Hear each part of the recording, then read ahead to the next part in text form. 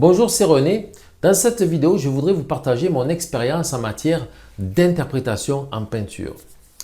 Mais tout d'abord, je voudrais vous annoncer un cadeau. Il s'agit d'un e-book, donc un livre en PDF, que je vous offre gratuitement. Il s'agit de 7 trucs d'artistes professionnels pour peindre plus facilement. Je vous en reparle à la fin de cette vidéo. Alors, qu'est-ce que l'interprétation en peinture? Eh bien, l'interprétation en peinture, c'est apporter une qualité artistique à un sujet ordinaire. C'est lui donner une certaine expression, un sens, une évocation. En commençant à interpréter les sujets les plus simples et les plus ordinaires dès maintenant, non seulement vous réaliserez de plus belles peintures, mais en plus vous familiariserez avec cette technique que vous apprécierez, j'en suis certain, de plus en plus.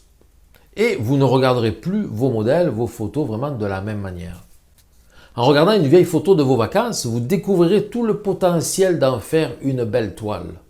Alors, pour illustrer mes propos, je vous présente un cas parmi tant d'autres, où j'ai réalisé une peinture, c'est celle-ci, à partir d'un modèle vraiment beaucoup plus qu'ordinaire. J'ai cherché, parmi mes photos, je cherchais un paysage marin qui devait montrer une vague arrivant sur les rochers, puis qui s'éclate, là, qui fait un splash. Alors, je n'en ai pas trouvé. Mais je me suis souvenu avoir fait une vidéo qui pouvait peut-être contenir ce genre d'image. Bon, j'ai revisionné ma vidéo et à un moment donné, j'ai vu une vague rebondir sur les rochers. C'était pas grand-chose, c'était qu'une petite vague, mais je me suis dit qu'en la peignant, il y aurait moyen de l'exagérer un peu. Alors, vous voyez comment déjà on peut interpréter un sujet. Alors, je vous montre la vidéo et l'image que j'ai pu en extraire sur mon écran d'ordinateur. La voici. Alors, ce n'est pas une vidéo de très grande qualité, ça tremble un petit peu, ça bouge. Et regardez l'eau, les vagues. Hop, vous avez vu là, à gauche? On va la laisser aller jusqu'au bout, c'est pas très long.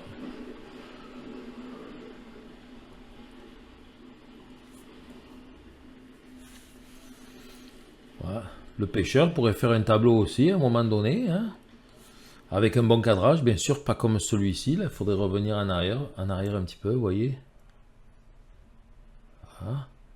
Vous voyez, cadrage meilleur, il est à droite, il pêche, pardon.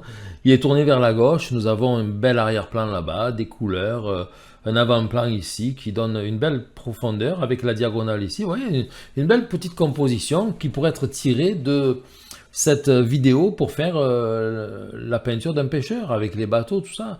Ok, la résolution n'est pas très bonne, n'est pas très forte, mais c'est pas bien grave. On arrange tout ça avec la peinture, avec la photo, les couleurs, tout ça. Alors, il y avait une image qui me plaisait beaucoup au début ici. Là, on va la voir. Hop, on l'a dépassée. Regardez ici. Hop, là, regardez à gauche. Voilà. Vous voyez la vague ici, là? Voilà. On a, vous voyez, image par image. 1, 2, voilà. 2, 3, 4. 4, c'est fini. 3. Voilà. Ici. Cette image-là, elle est vraiment... La vague est belle. Là, elle est vraiment belle. Ici, elle est belle. Ici aussi, regardez, on a la mousse, la profondeur dans l'eau, la mousse, la profondeur. On voit à travers l'eau quasiment. Puis ici, on a le reflet du ciel finalement. On a un arrière-plan avec l'île là-bas qui est très intéressante. Et puis, nous avons ce voilier ici qui est super intéressant ici aussi. Mais je vous dirais, rien dans tout ça n'est vraiment bien placé. Rien n'est vraiment à la bonne place pour que ce soit intéressant pour faire un tableau. Donc, il faudrait recomposer ceci. Alors, je commence déjà à la recadrer et à déplacer les éléments pour en faire vraiment une composition plus intéressante d'abord, mais qui correspondra aussi au format de la toile que j'ai choisi. Voilà, donc on va regarder ça. Je vais vous montrer comment je peux recomposer cette image tout de suite. Donc, nous voilà arrivés sur Photoshop avec la capture d'écran de l'image en question. Alors, il suffirait maintenant de faire des déplacements d'objets, de parties du tableau. C'est pas toujours évident. Je vais essayer de le faire assez rapidement. Par exemple, on va prendre l'outil étampe ici. L'île, elle est bien placée, elle est à droite. Je pense que si on conserve l'île, le bateau est un petit peu trop décentré. La vague, on essaierait de la mettre un peu plus ici, voyez la diagonale ici, donc peut-être que, voilà. Là, on a quelque chose d'assez intéressant au niveau au niveau de peinture, si vous voulez. Vous voyez, le tableau est vraiment très très large aussi. Ça, c'est une photo d'une vidéo en HD, donc 1080 par 1920, 1920 par 1080p.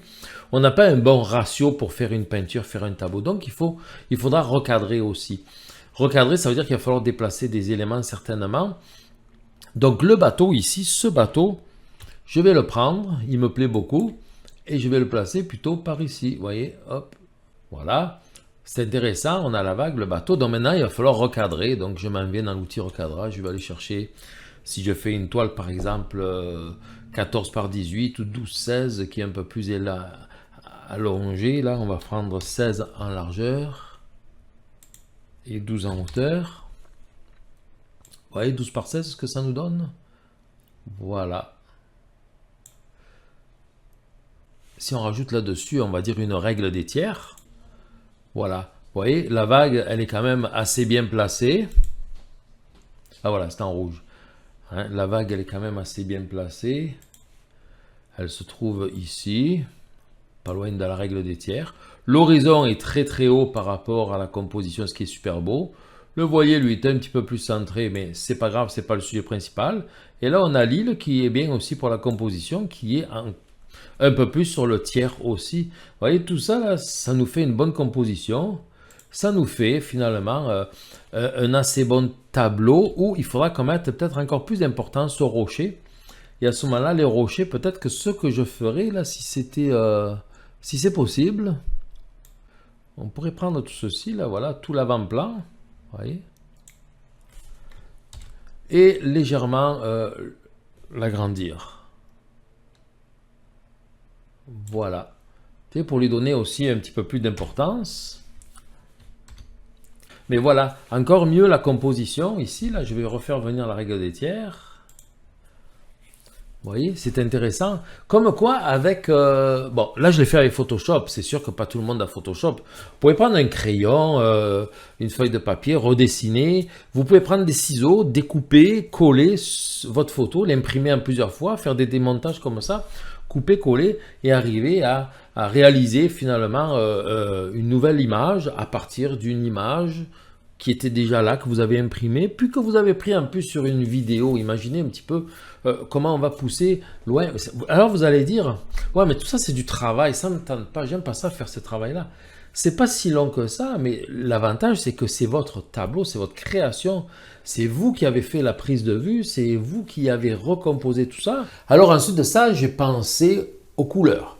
J'ai défini les couleurs et les contrastes que je devais appliquer sur mon tableau pour le rendre vraiment plus intéressant, surtout plus vivant, qu'il y ait du mouvement, que ça bouge, et aussi pour donner de la profondeur. Comme par exemple, le fort là-bas, il est beaucoup plus loin, on le sent beaucoup plus loin que la vague ici qui est en avant. Par les couleurs, on peut rendre ça. Étant donné que le bleu est une couleur dominante dans le tableau, j'ai appliqué une couche de fond. On la voit encore un petit peu sur le côté ici. On la voit un petit peu ici où j'ai débordé. J'ai appliqué une couche de fond sur l'ensemble du tableau d'un beige orangé. Donc ce beige orangé de manière à ce qu'il soit complémentaire du bleu. Et ce fond, je l'ai fait avant même de faire le dessin. Ce qui fait que si ici ou là, à travers l'eau, il manque quelques coups de pinceau, qu'on voit un petit peu le fond, et bien cette couleur apparaît et ça vient, on va dire, équilibrer et harmoniser l'ensemble des bleus. Ensuite, lorsque j'ai peint, j'ai donné des couleurs plus fortes aussi en avant ici dans la vague pour accentuer l'effet de transparence de l'eau pour qu'on voie un petit peu plus les rochers à travers l'eau. Et ainsi, ça donne encore plus de vivant au tableau. J'ai donné la profondeur en refroidissant les arrière-plans. J'ai accentué, on va dire, le côté chaleur du ciel, la chaleur du ciel en mettant plutôt des beiges, des rosés, un peu d'orangé, puis les bleus plus dans le haut, de manière à ce qu'on ait vraiment l'impression de cette brume d'été, de chaleur. Mais en même temps, ces couleurs-là, puisque c'est un peu orangé, encore une fois, c'est complémentaire du bleu, donc ça vient harmoniser le tableau. Et des complémentaires, j'en ai mis aussi beaucoup ici dans le bas, pas beaucoup, mais j'en ai mis des petites touches plus fortes dans les rochers qui sur la photo n'étaient pas si orangés. Eh bien là, je les ai mis beaucoup plus orangés justement pour équilibrer un peu, harmoniser les couleurs pour pas que le bleu soit trop envahissant. Puis vous voyez quand même que dans la vague ici, il y a des verts, il y a des bleus, il y a des mauves. Ici aussi, on a même des rouges, des mauves. On a beaucoup de couleurs ici dans le bas du tableau. Dans les ombres ici, on a des mauves aussi. Dans l'eau, il y a des mauves, il y a des verts bleutés, des bleus turquoises, je dirais, et des bleus plus violacés. On donne la profondeur aussi en accentuant le fait que là-bas c'est plus lisse et ici en avant c'est plus texturé. Les touches foncées, les touches claires sont, on va dire, intercalées les unes avec les autres de manière à créer un peu l'impression de l'eau qui bouge, mais aussi ça donne plus de profondeur dans le tableau. Voilà, toutes ces choses-là, il faut les penser et les appliquer sur la toile vraiment pour interpréter, parce que si on fait juste recopier ce qui est sur la photo, l'ensemble de tout ça serait beaucoup plus gris et beaucoup moins intéressant. Et si on regarde bien sur la photo, donc non seulement la vague est plus petite, elle était toute petite ici, je l'ai agrandie et décentrée, et centrée plutôt, et aussi le bateau qui était là-bas, que j'ai ramené ici, je l'ai incliné un peu plus et j'ai gonflé sa voile pour donner aussi un petit peu plus de mouvement. Il est tout petit, mais il est quand même plus intéressant que sur la photo où il est vraiment plus droit, plus vertical et plus raide. Ensuite, durant tout le processus de création de peinture, pendant que j'ai peigné, j'ai toujours appliqué des touches de pinceau assez grossières. Je n'ai pas pris un petit pinceau pour ne pas tomber dans le piège de vouloir faire trop du détail et à ce moment-là de me rapprocher à nouveau trop de la photo. Donc j'ai mis des touches sur la vague, vous regardez, des touches de pinceau qui sont toujours assez grossières. Ce qui fait que de près, c'est peut-être pas tellement beau, mais ça l'est de loin. Et c'est ça qui est important. Si j'avais pris un petit pinceau et que j'avais voulu reproduire les petites gouttelettes comme on voit sur la photo, je me serais vraiment plus rapproché du détail de la photo.